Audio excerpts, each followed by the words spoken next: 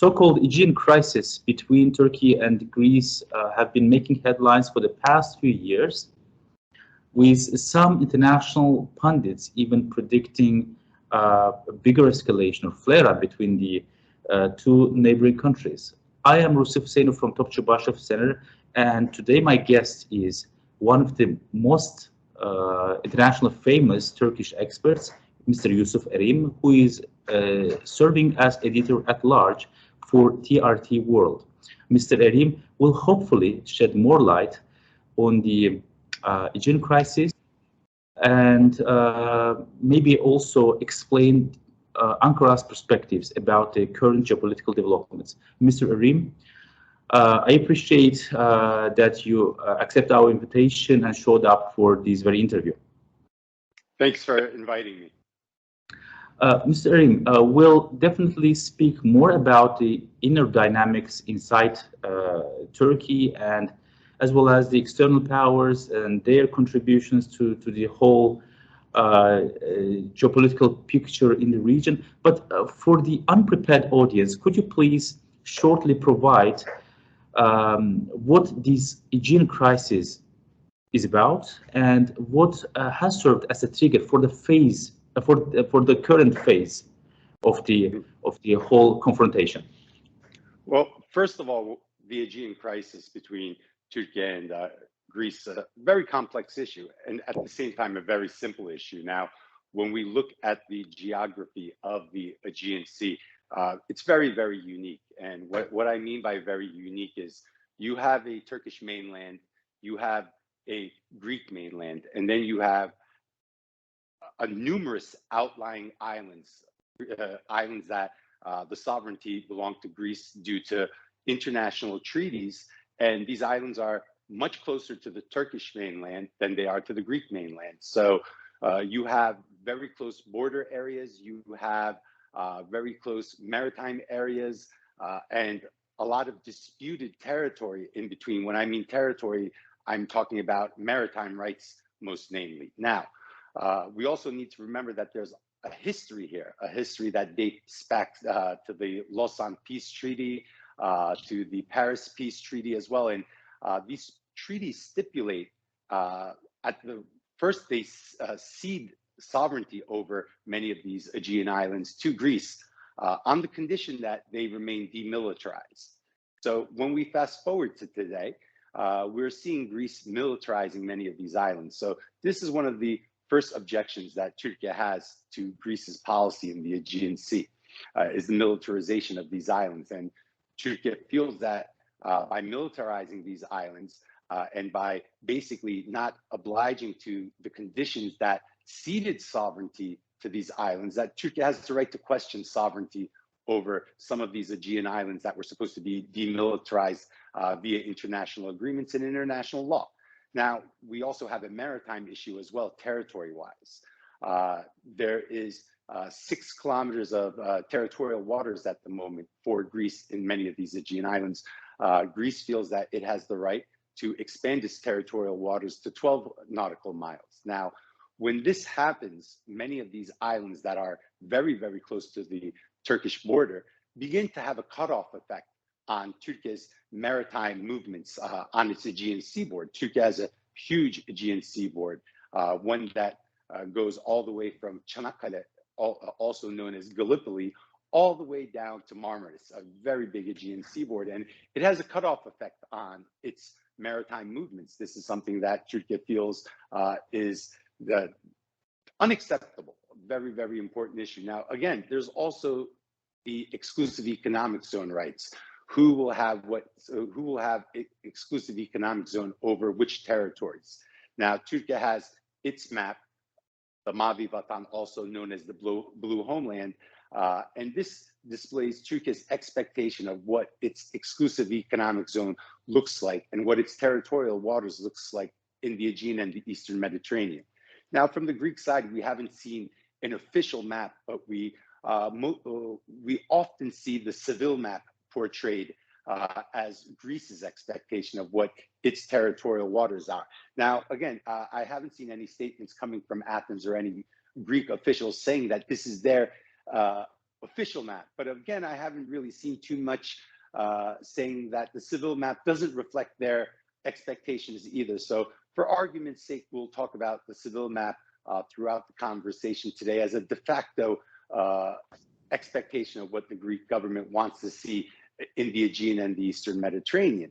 Now, when we look at these exclusive economic zones, and we see a tremendous overlap from the blue homeland map of the Turkish government to what the Seville map shows. So there's a tremendous amount of disputed territory in that region. Now, the recent discovery of hydrocarbons in the Eastern Mediterranean and quite possibly in the Aegean Sea has increased tensions as it has become much more profitable to be able to conduct research in these areas. So this is mainly the summary of what the tensions are in this area. It's mainly maritime disputes. Now, again, both countries also have interests on the island of Cyprus as well. So there's also tensions from their indirect interests on the island of Cyprus.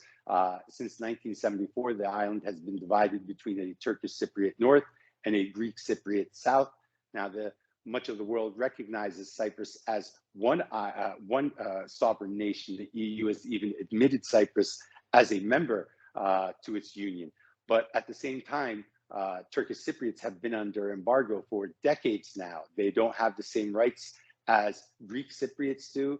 At the same time, there are tremendous opportunities for hydrocarbon exploration. The profit sharing of any proceeds from this hydrocarbon haven't been talked about. And after almost half a century of reunification talks, which have consistently failed, came very close during the Annan proposal. Unfortunately, it was rejected by Greek Cypriots in a referendum.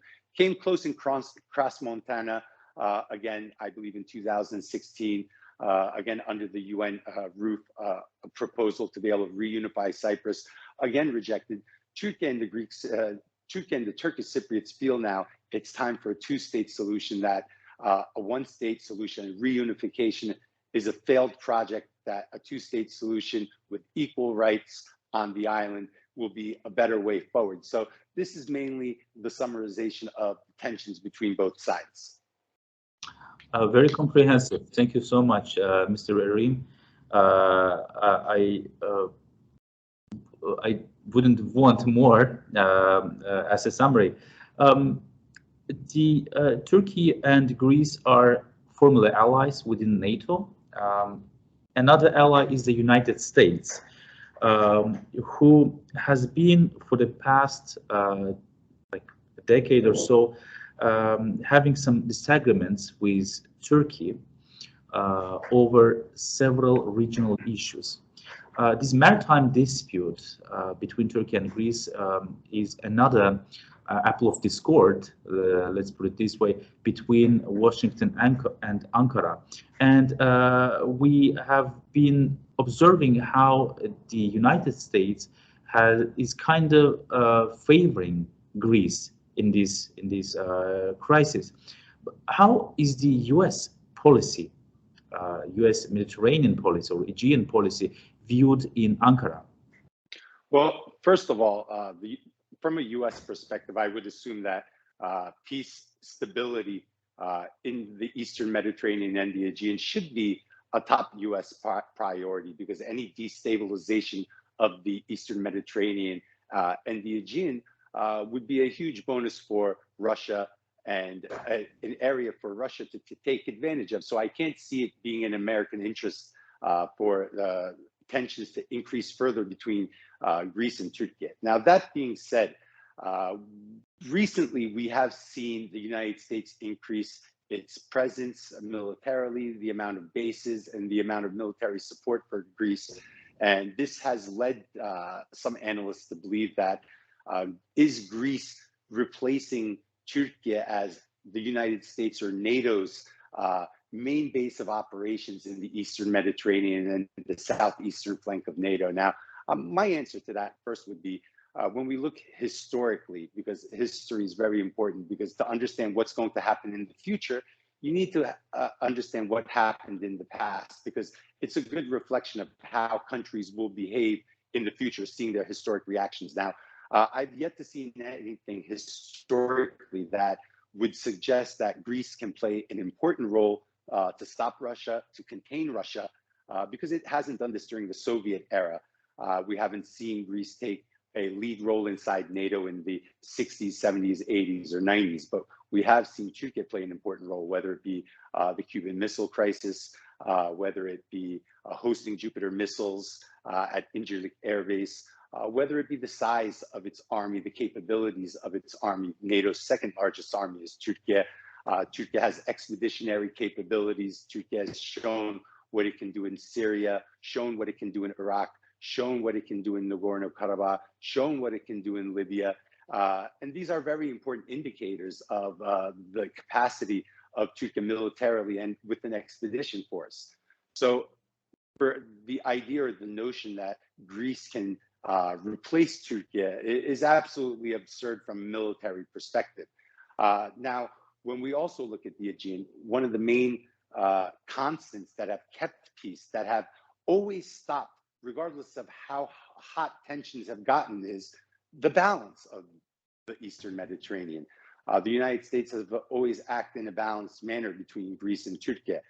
When it sold weapons to one country, it has sold weapons to the other country as well. And that maintenance of balance has always kept Greece and Turkey from actually going to war. But unfortunately, we're seeing that balance very fragile. It's broken now. It was very fragile. It took a long time to build that balance. So playing with that balance, tinkering with that balance, can have very, very bad ramifications going forward. So I think that the Americans need to understand how valuable and how critical that balance is, and that it has been the main anchor of the peace in that region. So I do hope that Washington takes into consideration when it's formulating its policies for the region, that how important that balance has been in the maintenance of peace, because Turkey does have the power to protect itself and its interests in the region. When we look at what Greece is doing, militarizing its islands that are only miles from the Turkish mainland, no country in the world will accept a military presence so close to its mainland, especially a military presence that wasn't existent and is also banned by international law. So no country will accept this. So when we see the Greeks saying, oh, there's threatening rhetoric coming from Turkey, that's a reaction to the threatening actions that are coming from Athens.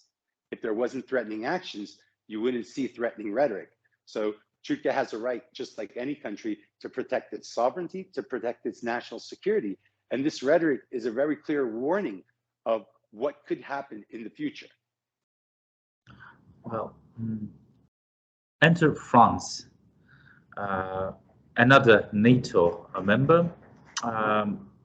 Greece enjoys the support of France, if we can formulate it, as the collaboration between the two countries has also been increasing in the past few years. So what are the interests and stakes of Paris in the Eastern Mediterranean and Aegean? Does it have stakes, or does it pursue some policies just to somehow, I'm trying to find as mild word as possible, maybe to punish Turkey, or what is this policy all about? What do you think?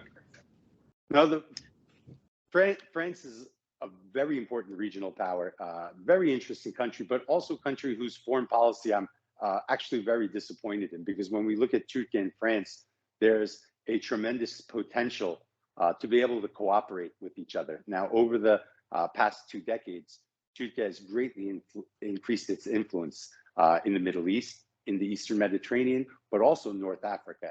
Now, this increase in influence in North Africa has also created competition of influence with the French, because when we look at North Africa, we look at the Maghreb, the Sahel, Sub-Saharan Africa. These are traditionally areas where France has enjoyed a monopoly on power. European powers have enjoyed a monopoly in this region, but we're now seeing Turkey become a very important actor in this region, increasing its relationship with countries like Libya, Algeria, Tunisia, many countries in Western Africa as well. And of course, this could have been an opportunity for Turkey and France to work together, but unfortunately, instead of turning an opportunity to work together, it has turned into a challenge of competition now between both countries. And that challenge of competition has also had Paris now looking for allies that can contain Turkey closer to its borders to be able to distract it. And Greece has become a very useful instrument for Paris's policy in this aspect. Now, unfortunately, as I said, this is the route that Paris seems to want to go down, and they want to compete rather than cooperate with Turkey. So again, Greece has been a very important instrument for France furthering its policies. Now, we've seen France in the past talk about sending warships to the Eastern Mediterranean. They want to continue to be able to say France is the major power in the Mediterranean, but that's not the case. Historically, yes, France has been for almost the past century the major power in the Mediterranean, but history doesn't dominate what's going on today. And Turkey's naval investments, its military investments, its geopolitical investments have now made Turkey an equal power. And Turkey is saying, you know, I am now the prominent power in the Eastern Mediterranean. You may be the prominent power in the Western Mediterranean, but the Eastern Mediterranean is an area where I am the regional power. And this is something that France is going to have to accept sooner or later. This is not a unipolar world anymore. We're really at an era right now where the next 100 years is being written. We're entering a multipolar era. China is now a world power. Russia, regardless of how it's weakened lately, it's still a superpower. Its power must be respected. The United States is still a power, but it's not the only power anymore. This needs to be understood as well. And then behind these superpowers, you have very important regional powers whose weight and decisions on certain topics can help shape how the superpowers move and help shape the outcomes on certain issues. And these regional powers are France, Turkey, Poland, Pakistan, India, Brazil, many regional powers. So France needs to understand this. And as I said, I'm very disappointed because there's such an area these two countries can cooperate. And I do think that this area of cooperation, there can be a U-turn to it. It doesn't necessarily need to be competition. I also think the departure of German Chancellor Angela Merkel was very important because she was the elder statesman inside the European community.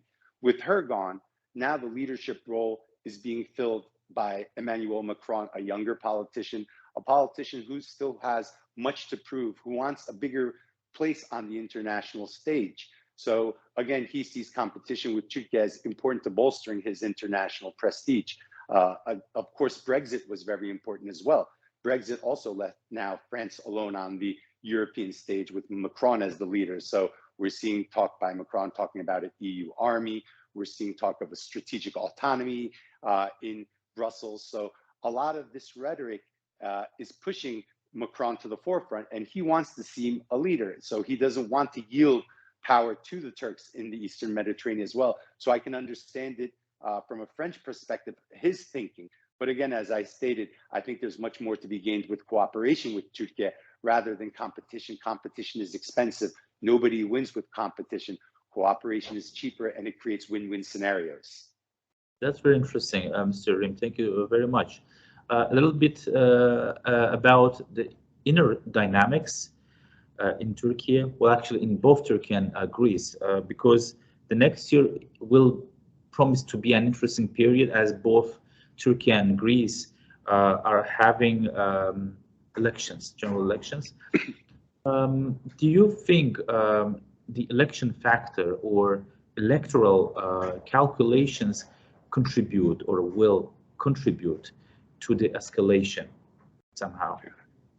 Now, my answer is yes, they're very important. At the same time, no, they're not important at all. Now, first, why am I saying not important at all? The Eastern Mediterranean, for both Turkey and for Greece, are state policies. These policies have been the expectations and the policies have been same for decades, predating the Mitsotakis administration, predating the Erdogan administration. It doesn't matter who comes and goes. Nobody is willing to yield anything that would seem as a huge compromise to the other side because these are state policies. We've seen many administrations from both sides come and go, and we haven't seen an agreement. So I don't think when you have such a critical issue, when you have a national security issue, you have an economic issue, and a maritime issue that's so critical, elections won't change the conditions or the framework or the atmosphere around that issue. So it's not important. But at the same time, I think it's important as well. Now, why is it important? Because with elections, any type of very aggressive movements in the Aegean or the Eastern Mediterranean, any real move that might seem as a compromise with elections coming limits the political maneuverability, limits the geopolitical flexibility that both Turkish President Recep Tayyip Erdogan has, but also Greek Prime Minister Kyriakos Mitsotakis has it as well. So they have limited flexibility because they have an electorate with an election coming up.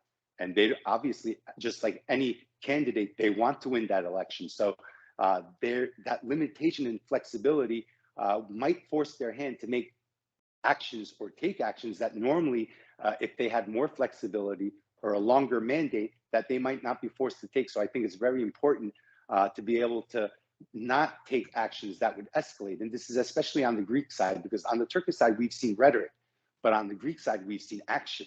So I think it's very important to think about what type of ramifications and reactions these actions that Athens has been taking can create.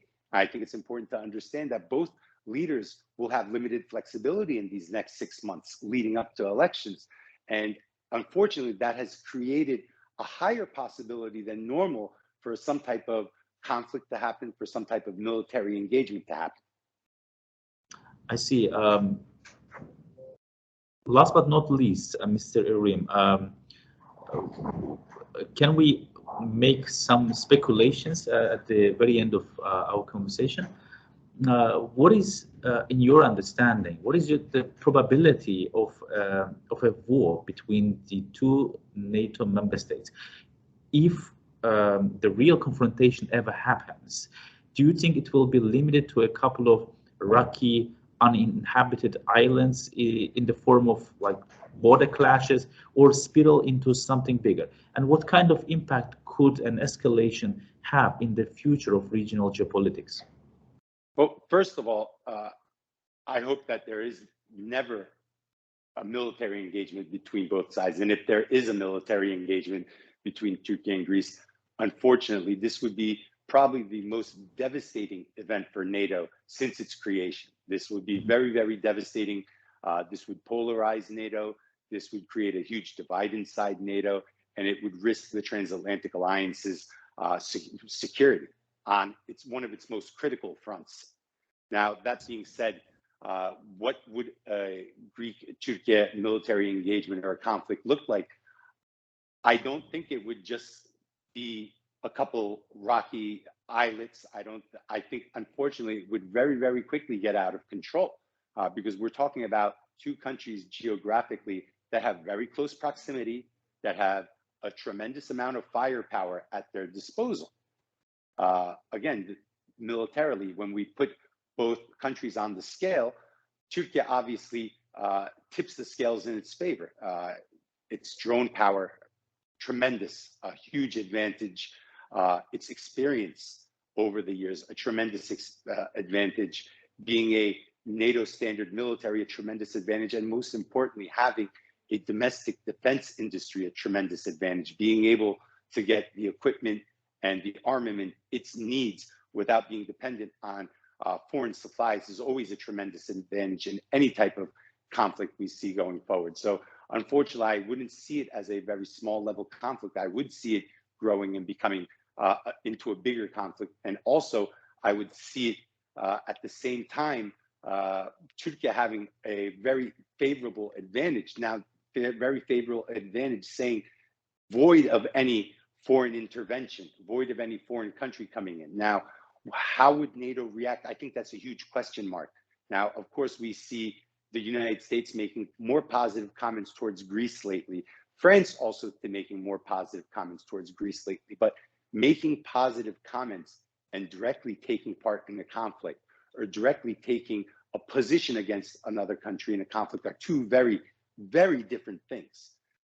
Regardless of the problems Turkey might have with the United States, or regardless of the problems Turkey might have with France, I don't see a scenario where either country would take a position where they would become a party of a conflict against Turkey, because that would basically be an end to that relationship. And Turkey is just geostrategically too important, and this is too critical a time in our history right now, which is very determinative of what the next decades, maybe the century, might look like, where they would want to lose Turkey to the east. We are seeing many Eastern powers courting Turkey, China courting Turkey, Russia courting Turkey.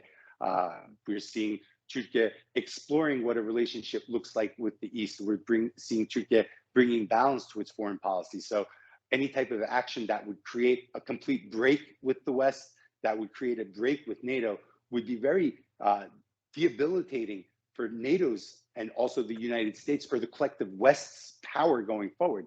You don't lose an actor like Turkey over a bilateral conflict between Greece and Turkey. What you try to do is you try to mediate, and you try to end the escalation as quick as possible. So the rhetoric coming from Washington and Paris that is a little more pro-Greece right now. Yes, it may seem pro-Greece, but I think if a time comes where there is military engagement, I would see that rhetoric U-turn, and I would see most likely Washington and Paris very quickly try to de-escalate and put themselves in a mediating situation. Mr. Erim, I also hope this present crisis is not erupting into something bigger, as you just said. Thank you very much, Mr. Erim, for finding time for this very interesting and sharing your valuable thoughts with me. I would like to say one more thing in closing too. While Turkey and Greece also have this rivalry, there's also a huge potential for these countries to work together if they can find a way around their disagreements in the Aegean and Eastern Mediterranean.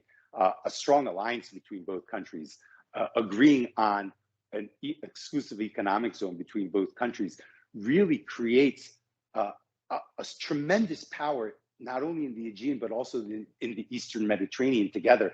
They have the power to create a block-off effect with the Black Sea. They have a power together to be able to really control the Eastern Mediterranean and the Aegean on behalf of NATO, really secure the alliance's security going forward. So I'm very disappointed why I don't see more coming from NATO to be in a proactive position, or the United States to be in a proactive position to get these two countries cooperating, because cooperation has so much more to gain, not only from a bilateral, but also a multilateral perspective.